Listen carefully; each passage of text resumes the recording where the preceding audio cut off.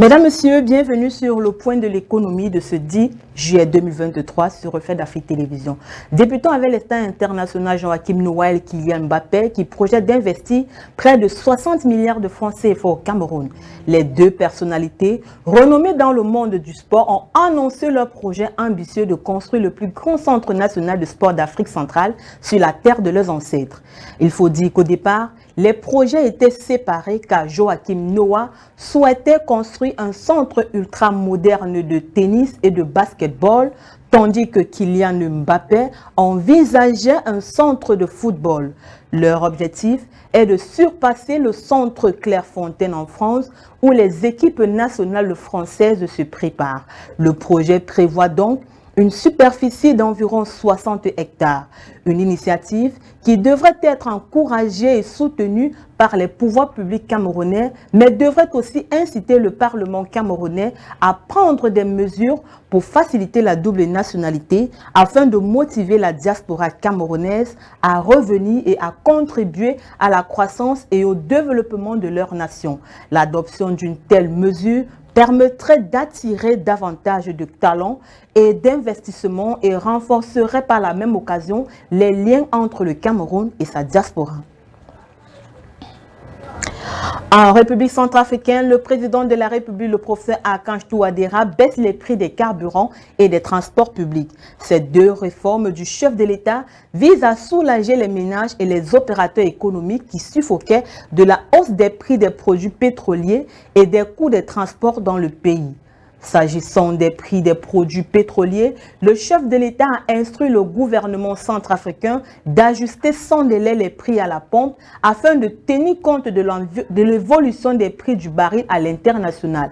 À ce titre, les prix du super à la pompe passent à 1100 francs CFA le litre, celui du gasoil à 1350 francs le litre et 850 francs CFA le litre de pétrole lampant.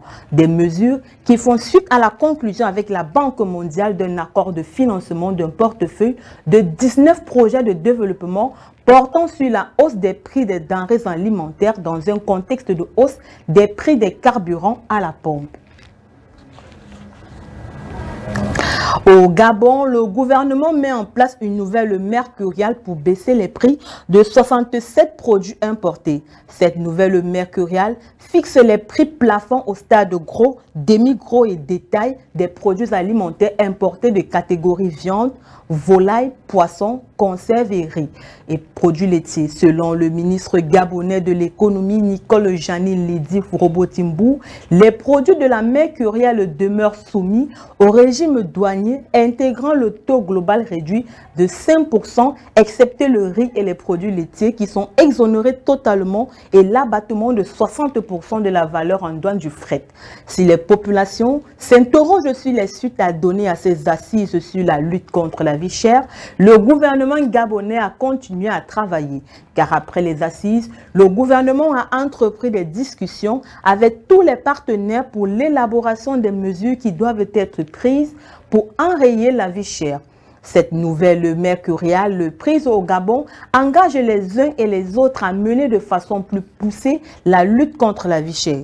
Comme la précédente mercuriale, le gouvernement gabonais va mettre en place une brigade mixte de contrôle pour veiller à l'application des prix. Elle sillonnera les marchés afin de s'assurer de l'application de cette nouvelle mesure. Les associations des consommateurs et les consommateurs eux-mêmes sont invités à jouer leur rôle de premier contrôleur des prix et à signaler aux services compétents les manquements relevés.